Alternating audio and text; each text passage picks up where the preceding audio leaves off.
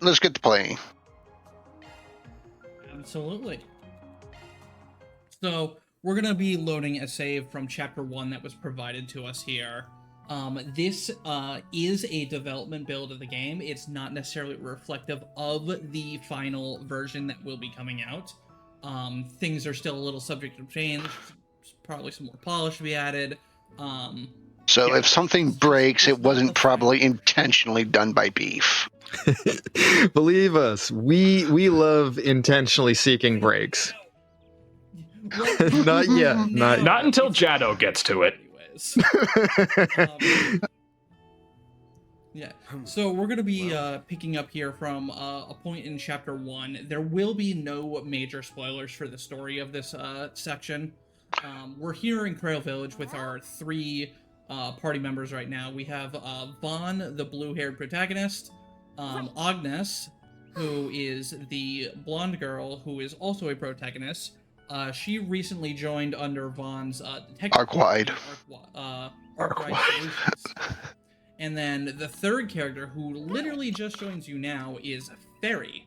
She is a Jaeger who has contracted Vaughn and Agnes to help her find a missing group of Jaegers who... I guess the less lore initiated, Jaegers are basically like the in-universe mercenaries. So our first goal is to run around town here and talk to some of the NPCs to learn about the Jaegers that we're looking for. And they supposedly visited this village about 10 days ago, so we're trying to get some leads on them. I will say, it is really strange seeing a Trails game specifically look as modern as this does. It's Yeah, this game, I'm running it in 1080p because my computer literally cannot handle streaming this in 1440, and like getting full FPS, because I've got a pretty decent. You can really tell they've got a new engine for this entry. Yeah. So basically, we're going around town. We've learned that the monsters in the area have been pretty on edge, like they're afraid of something. And here we're learning from an officer that they did in fact see the Jaeger group that we're looking for. But they weren't really doing anything suspicious, so they didn't take too much notice of them. I like how fast you moved, like even compared to I've been playing Reverie on my own time recently, and it's just like I have to hit the fast forward button to keep things moving. Yeah. Also the door transitions. Yeah, there are no real door transitions in this game. If you've played the rest of the series, or even the East series. Yeah, I believe East uses a newer engine. Where right, if you enter monster hunting, to the highway we go. If you enter a building, normally there was always a load screen, but now everything Yep. actually just No black screens for you. Nah, we've gotten every scrap of info they have to give. There are still some area transitions, Yeah. like the one we'll be getting up here in a moment. But we're kind of just going through the story a little haphazardly right now, because the main focus of this demo is on the actual gameplay and the systems rather than the bit of story that's leading. Almost everyone I talk to with this series spends probably 20% of the game on the main story and like the other 80% on all the side quests anyway. Well, there is a side quest here, but it's literally just talking to more people. There's not really anything too exciting about it to showcase for this. But here we're going to get into the actual combat of the game. So the combat is a lot. There's 2 systems to the combat. There's the command battles and the field battles. The command battles are more like the systems we are used to in the Trail series. But the field battles are new to this game, so we'll be showing those off first. basically, it kind of works like Yeast Light. You attack and dodge around enemies, and you're actually attacking them and dealing damage on the field. You can see they've got health bars and levels. You want to be able to dodge around attacks. So you've got basically your basic attack here. You've got your dodge, and then you have what's called a charge attack, which is not actually filled up at the moment. But a charge attack is something that allows you to build up an enemy's stun gauge. And the stun gauge is essentially a break gauge from Cold Steel 3 and 4, where when you trigger it, they get down for a little while and they can't move, and you kind of just get the whale on them. One of the really important features about the charge attack is actually it gives you iframes while you're in the animation of doing it, meaning you can use the charge attack to otherwise avoid damage you would take. Which if you're not necessarily the greatest at action combat, you can sort of use to help avoid taking damage. The main benefits to doing these these field battles is that they are sort of a lot faster and a lot more engaging than some of the old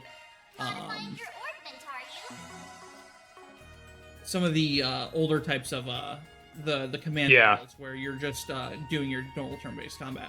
However, you do still, at any moment in time, when in combat, you are able to switch into your normal Trails-based combat. We are now in a turn-based. You can see up at the top there, we kind of have that delay line of the turn order.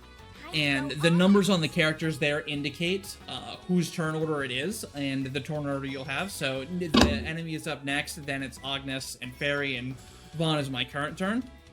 Those numbers were hidden in the original releases of this game, and I was actually told they were added to be default visible, or at least have an option to make them always visible in the newer versions of the game for release, which is a huge quality of life improvement. I still think we do unfortunately lose the actual numbers that we used to have in the previous games, where you can see the exact amount of delay an attack will incur, and on especially higher difficulties, that can be a really huge boon if you're able to play around it, because you know exactly what your spells and actions are going to cost. I'd love to see something like that get added. Yeah, we're already really spoiled as far as the PC releases of this game go. And for reference, this is being played on PC for you tonight. The tech crew in charge of the PC ports for Trails do an excellent job. Shout out to all the guys at PH3, Durante, and all the collaborators at NIS America that make these possible. So there is a good deal about going on in the UI here. First, you have this attack ability. That's your basic attack, just like you'd have in any Trails game. You also have a defend command, because in this new engine and new version of combat, you sort of can move around in this blue circle here. And what this allows you to do is set up your positioning for enemies. There's a lot of different crafts that actually gain bonus damage off of positions. Different. You can do something other than move when you want to burn a turn now. It's a revolution. Yeah. Defending actually works the same way as sort of moving in the earlier games, where it gives you a lesser delay because you're doing a less impactful action. So you can see here that on this craft, which crafts work the same way as everybody's used to. You expend your CP or your craft points in order to do a more powerful skill. You can see that the text for this one mentions that there's a burn and side attack bonus. And you can see right now that on the enemy there's that side indicator. If I move to the front of the enemy, that side indicator is gone, meaning I'm not hitting from the side anymore. But if I hit from the side and I do the attack,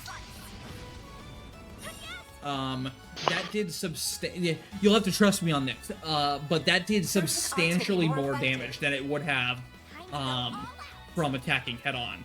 Likely, when I'm using Agnes here, that her glow hammer ability, I thought it had a back attack. Oh, it does. It does. It's just kind of squish text. It has a back attack bonus to it. So if I'm on the side or the front, I don't see that back text. But if I'm behind the enemy, reminds me of Xenoblade in a bit. Which means I'm going to do it. I was gonna say the same thing. I put too many hours into Definitive Edition. A little bit, but unlike Xenoblade, there's not like a whole lot of yeah. You've got as much. I don't know what it's kind of funny that happens because I don't know what it is, but like these two fan bases have like this odd symbiotic relationship with one another. Dude, like if you're into one, you tend to be. Between us. The save file I was left with, Vaughn doesn't actually have any EP here, but you also have your arts, which work the same as other games. You've got your cast time. Some of them have some like new ranges. Like Shadow Spear used to be a single target, but now it's that's like really strange. AoE. Ariel, my beloved. Yeah, you've got your classic aerial, and like this you can place wherever. Shadow Spear is like this cone. Spark Edge, I can't move around. This is a single target spell.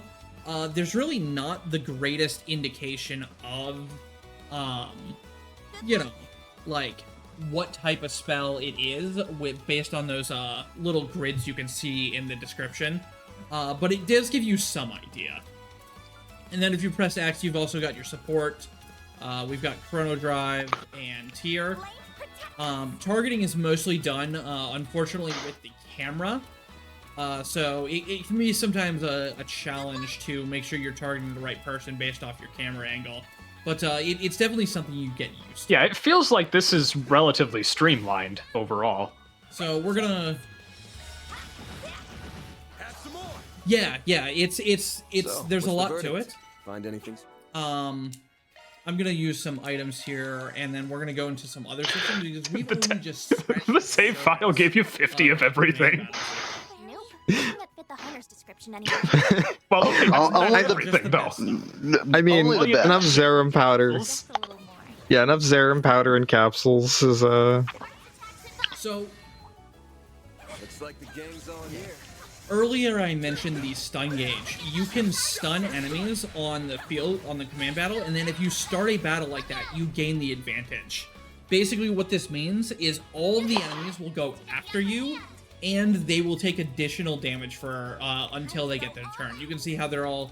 I was able to stun 3 in 1 hit there, which is actually Swag. really Flex difficult beef. to do. Let's go me.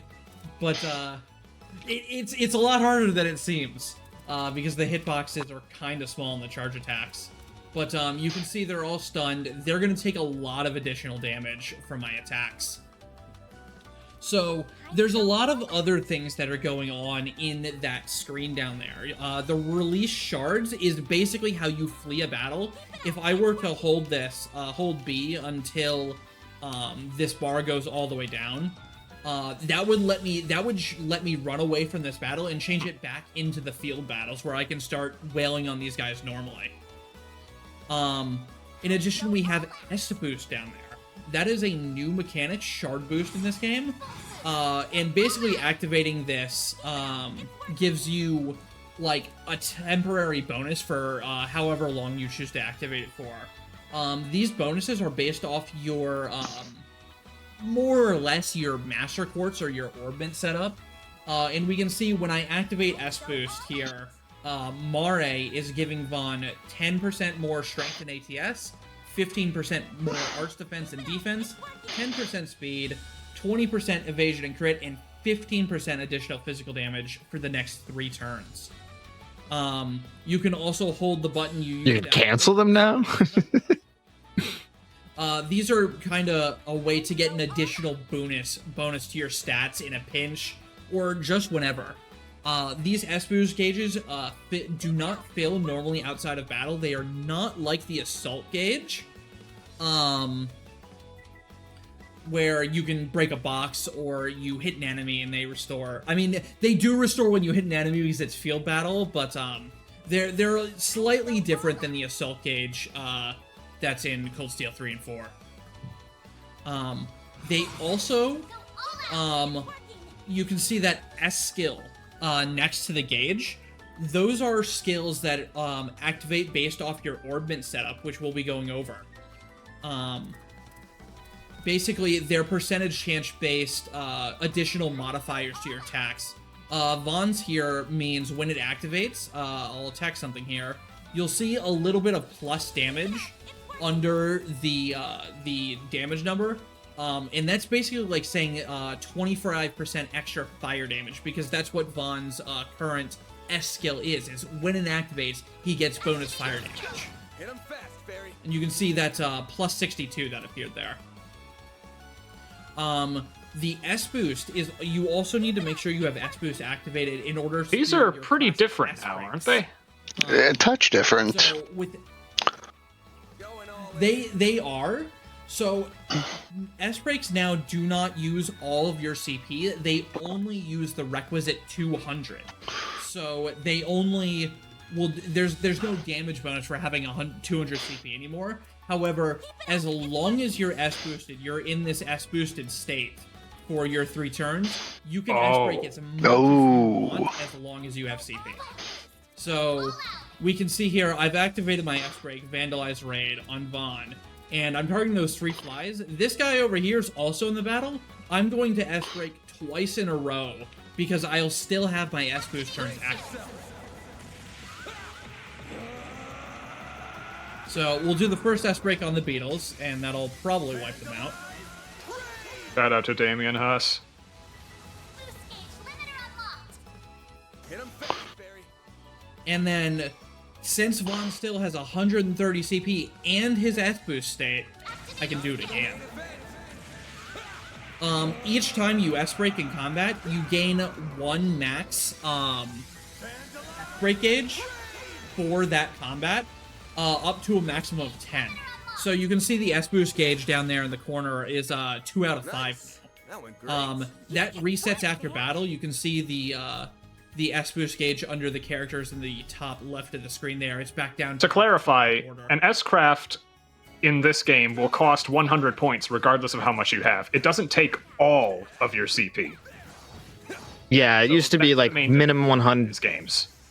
Yeah, it used to be minimum 100, but like if you use it, would use however much. And then if you got to 200, it would be like a 1.5 times bonus, or like have some additional effect in case of like Yeah.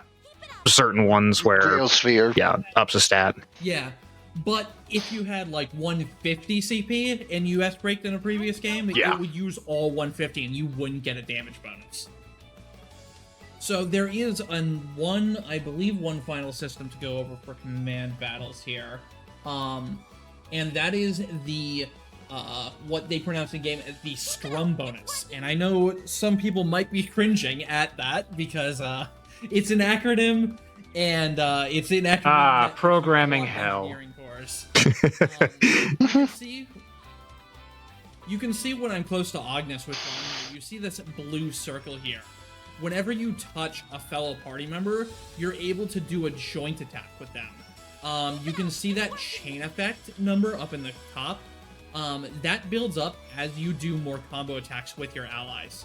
So I'm going to attack with Vaughn here, and since I'm doing a basic attack and I'm touching Agnes, and like this blue ring is active, she's Sounds going like- to follow up. It sounds slightly iterative of combo crafts. I haven't seen those in a That while. went great. And the links from Cold Steel, now that I think about it. Yeah, it's very iterative of that. The upper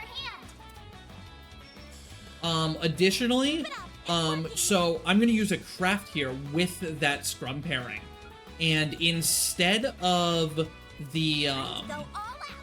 instead of Agnes following up, what it's going to do is it's going to make Agnes's next hit stronger.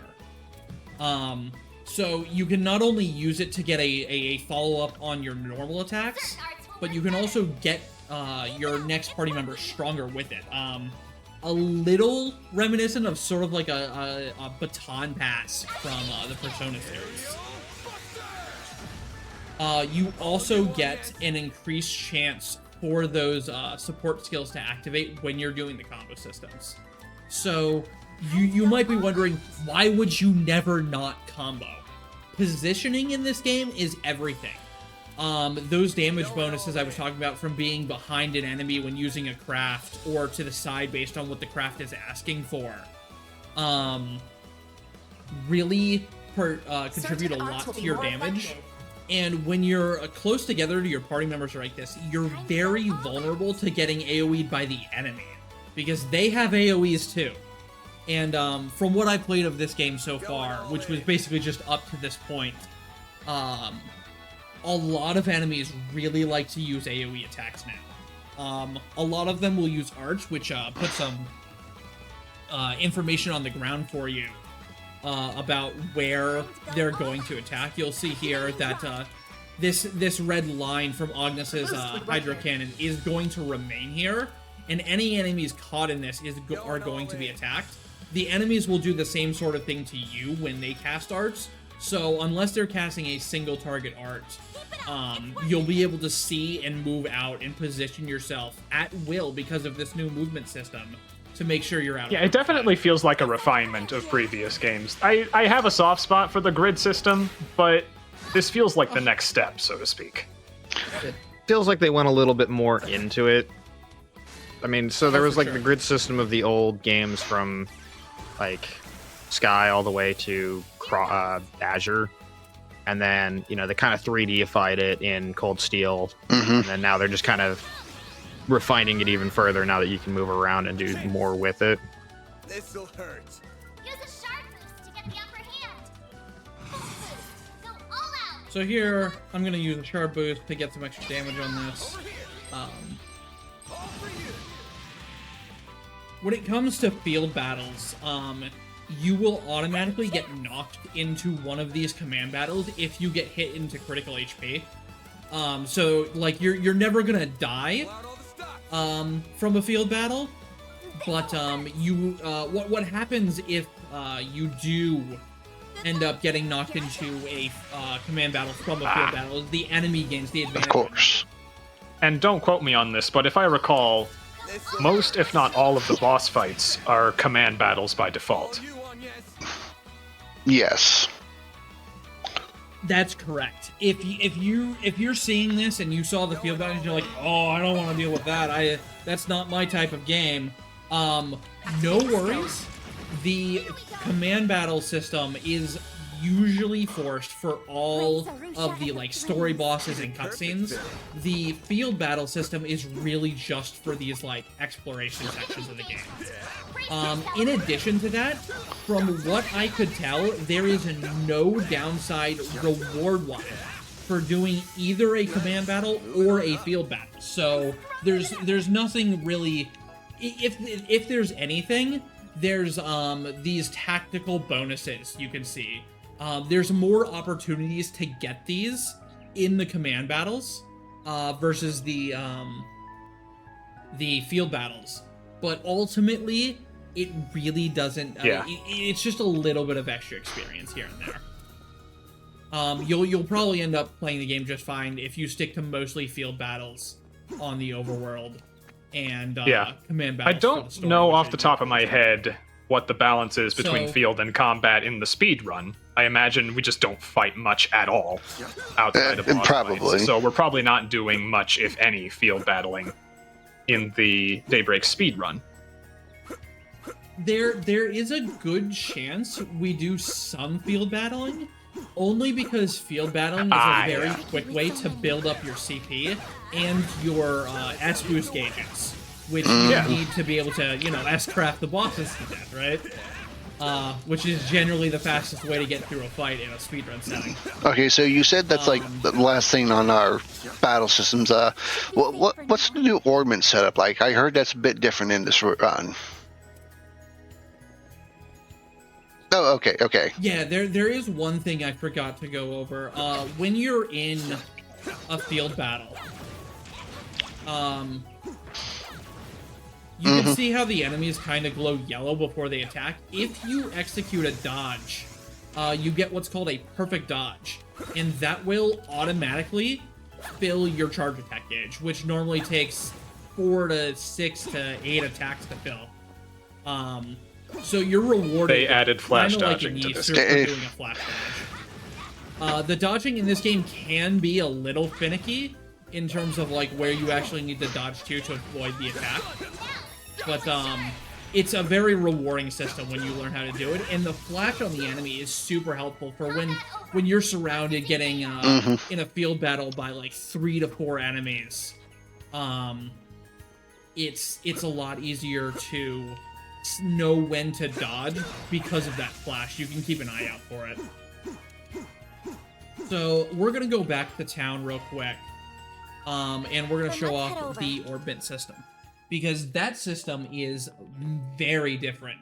It's not very different, but it is certainly different from what a lot of fans are used to. So this is your new Orbment. I believe they're called the Zypha, or Zifa. Basically, you have 4 different quartz lines now. You have your offense line, your defense line, your arts line, and your extra skill line. And you slot your quartz in here just like normal. You've got your 4 slots. You can also open them. What do you need? Customize. So we're gonna just, for the sake of everything, we're just gonna open up all of our slots. This generous save file had 6,000 of all. That is a Sepith. speedrunner's So I can like show this paradise off right easily by there. opening up all our slots. There's so much routing around Sepith in these It's games so for when we're good. doing runs of these. It's I know.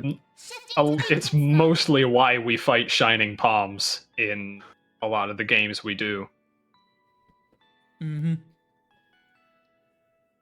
So in this, we have now in this area for just your quartz, you have your classic action, your blinds, your EP2 and all that, your evade, your HP2, but you also have what are called shard skills, and you can these are the shard skills that we were seeing in combat earlier, where the S boost was making them more likely to happen.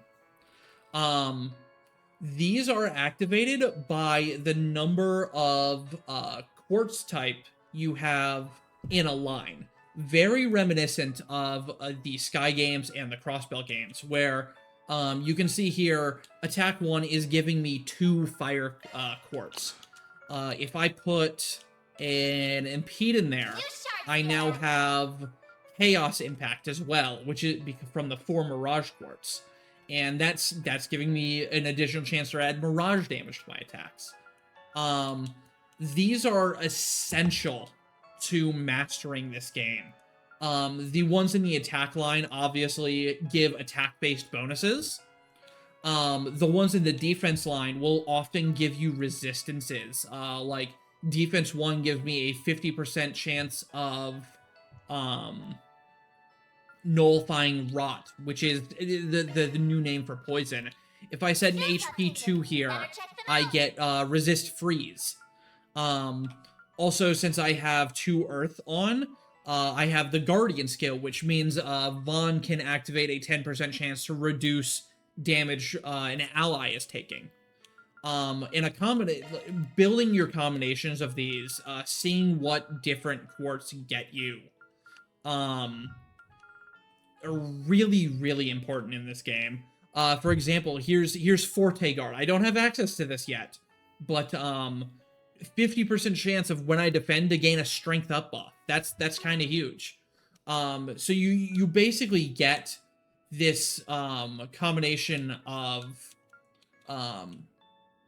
reminiscence from the Sky and Crossbow games, where the quartz you're putting in are no longer just for their stat values or their effects. You're also building towards these shard skills. There's some really unique ones too in the extra line, like having 2 Mirage gives you Treasure Hunter, which is your not your Eagle Eye, no, is it Eagle Eye? No, Eagle Eye's enemies. I forget what it is, but it basically lets you see all the treasure on the map. Putting on defense gives me a 25% chance to get defense and Detection, arch that's the defense one. when we enter a command battle. Despite us, yeah, Beef is so much in the detection, speedrunner that's brain, right, he that's just right. knows where things are. Beef has forgotten more than all of us will remember. I don't need detection anymore. You just Somebody memorize also all the commented locations, it's fine. Here's another one. Four wind quartz to get 25% chance to have an insight buff when we start a command battle. Starting a command battle is called deploying shards. So when you see that text here, that's what it actually means. Going into the arts. Arts work a lot differently than we are used to. Basically, you have these things called arch drivers now, which are more akin to master quartz. Where did this come from? Uh-oh. Random drop, maybe, I don't know. Sorry. No, I'm not gonna go into it. It's fine. It's good that we have one, but basically these are essentially master quartz. They're no longer giving you stats or like really bonus abilities, but what they're giving you are arts. And just like always, you can level them up. You level up your holocore, which is kind of like I really haven't gotten much of them. I can't speak too much to them. But your holocore is basically like your orbment grid. It makes sense you're going to eventually be able to change these given the option is there. But these are basically what determine your S-boost abilities. So when you activate that S-boost gauge, the benefits you gain are determined based off who your holocore is. Whether it's Mare, Aim, Vine. These are the three you have access to now. I don't know how we're going to get more. I haven't played that far. But that'll be something for all of us to discover. Yeah, those determine partly what arts you have. You can see here, Cataract Lave requires my holo level to be level 2 to unlock. But the rest of these arts, I have complete access to. In addition, you have art slots down here, which work very similarly to Orbment slots. However, I need to buy some, actually. What do you need? Arts now are buyable. I can buy arts and slot them into those sections. That's weird. To use them on whatever character. That's whack. It's going to be all right, Schultz. It's going to be all right. I'm not ready for this. It's okay. It's definitely kind of strange, right? But I think it's going to lead to such a customizability of this game that it's just going to be phenomenal once you actually get into it. We're also going to go into. I'm just wondering what. Unlock these slots here. So just like your Orbment slots, you can also unlock these plugin slots where you put those arts. Don't fret. They're very cheap. They only cost 20 a piece, at least for this first one. Just wondering and what I'm just wondering what Shin's gonna do with all of this. So now that we've got those no. He finally gets his hands on the game. So for context, Shin is a big time router of several of the games in this series. Like these games have been out, so there's been some, runs of the Japanese versions of the game by like the Japanese community. But Shin often gets his hands on these games, and then just like 30 minutes comes off of the record, like within a few months. We have what Zemiria might call. So these are Go ahead, permanent items. Yeah. These are permanent items that you now have. You're able to slot them in, I believe, on various characters. Yeah, like Agnes or Fairy and Van can both take Acid Cloud. So now that I have these bought from the shop, I have them forever, and I can just slot them into whomever orbments I want. And basically they have access to these arts completely independently of their arch driver. Okay, I lied. I'm sorry. I'm sorry. It's actually based on who the arch driver is. So if you swap around their arch driver or their master quartz, you'll need to open the slot, which we already showed was very cheap. And you'll just need to reset your arts as you want. The one kicker to it is you can only set these additional arts at a Orbment shop, whereas you can change your arts driver or master quartz. I can't believe you, Beef. You really almost wherever you spread want. information. You just spread misinformation to on a be in the shop for sponsored that. stream. SMH my head. I'm so sorry. So yeah, that's basically all for the Orbment system to cover. There's a lot to it. Luckily there is a nice summary here the game gives you for it's like, hey, here's your weapon shard skills, here's your shield ones, here's your drive ones, which are your arts based ones. So with that, we're gonna continue with the story real quick and show off one of the final systems that are in the game. We're just gonna do this nice and quick. Nobody saw that. Whenever you see somebody pop a Zerum capsule, you know stuff about to go down.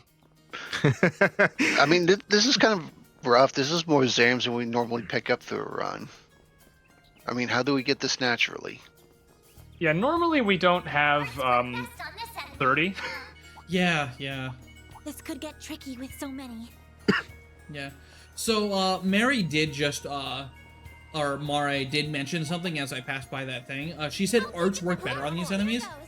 Everybody in your party can be part of the field attacks. Like Agnes here uses an orbital staff, so she does arts-based damage, which are more effective against these heavily armored enemies. And that's always sort of been a Trails staple, where certain enemies are more vulnerable to arts than physical, and that goes hugely for field battles especially. So the game really incentivizes you to swap and play as the different characters when the situations call for them, which is really, really fun. So here we found the guy who was still trying to steal the bike that we were after. Wait, we were after a stolen bike? Yeah, we were after a stolen bike. Some wolves are attacking him. We're gonna take care of the wolves real quick. So half of them are just gonna run away. Hack they are. Activating shards. So you can see here, I got immediately put into a command battle because this is a more story-focused battle. We're just gonna do this nice and quick with. Activating skill.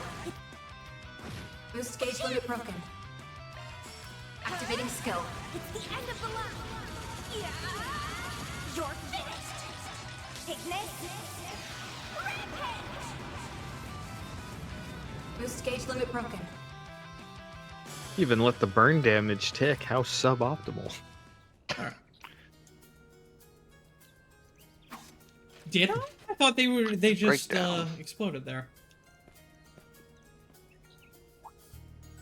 So, in this game, there is sort of an alignment system that you go through as you play the story and do side quests. It's called the Law Gray Chaos system. And basically, as you play the story, you're able to make certain decisions throughout the game with various button commands and prompts. You're not going to do it accidentally, really. To increase your alignment in a certain direction, or sometimes in multiple directions. As you do that... The speedrunner's natural environment. Actually, no, wait, I can just fast travel. Let me just fast travel. As you progress through the game and you progress through those alignments and you rank them up, you'll be able to interact with more organizations in the game, and there are story effects to it as well. I can't really say how big of an effect they are. I just haven't played enough of the game, but it definitely seems like they can have a significant impact on the game itself. I don't think there's multiple endings or anything like that. Here we can see Vaughn considering how to handle this thief, and we get the option here We can either turn him in or put him to work to have to work off the broken bicycle. Nice. We're gonna put him to work here though. We're gonna instead of turning him into the coppers and leaving the guy with the stolen damaged bike in a bad spot, we're gonna skirt around the law a little bit. Look, it's and have the Trails. guy If you work don't off forgive the bike. everybody, or what series are we even playing anymore? I know, right? Live and let live.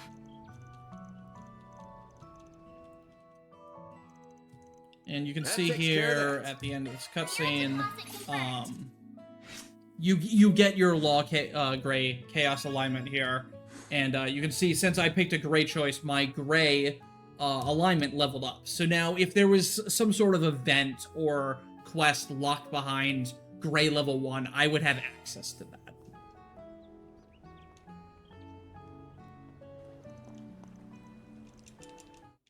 Reward deposited. So there's two other systems quick to go over that are just kind of minor. This game has achievements. It's got obviously your Steam, your platinum trophy achievements, but there's also in-game achievements to obtain. These are just kind of they're pretty simple. Do a bond, fight 25 different enemies, cook 15 different dishes, collect 3 newspapers. There's a bunch of battle ones as well. And doing these rewards you with small resources. Like this is the equivalent of 500 mirror right here. And you can kind of just redeem these. Mass. And they kind of just give you a boost to your economy. Some of them are U materials. There's some stat boost items in here. It's just kind of an additional system to reward you for doing well in the game or getting further in the game and help you, keep a Kind of leg an up extension on of the what money they did and in Reverie a economy little you bit need. with the Reverie corridor. And then the last system is the gourmet system. This is one of my favorite additions to this game. You now are rewarded for being an absolute glutton in this game. There are different types of foods you can Take as buy long from as you need. shopkeepers. Here we can buy a family-style galette. And this gives us 1,100 I'll be gourmet waiting for you. points when we use it. I couldn't eat another bite. And when you get a gourmet rank up by amassing these gourmet points for a first time eat, you will actually get stat Nice. bonuses given to your characters. So no more just running around to every shop and buying one of everything. Now you can just now you're actually rewarded for eating all the different types of foods in the game, which is really cool. And it's I accurate think to Van's character, a pretty too. Fun thing. Indeed. It really is. So with that, I believe we've shown off everything we wanted to. Again, this is a development version of the game, so there might be some tweaks here and there still to be Alrighty. made.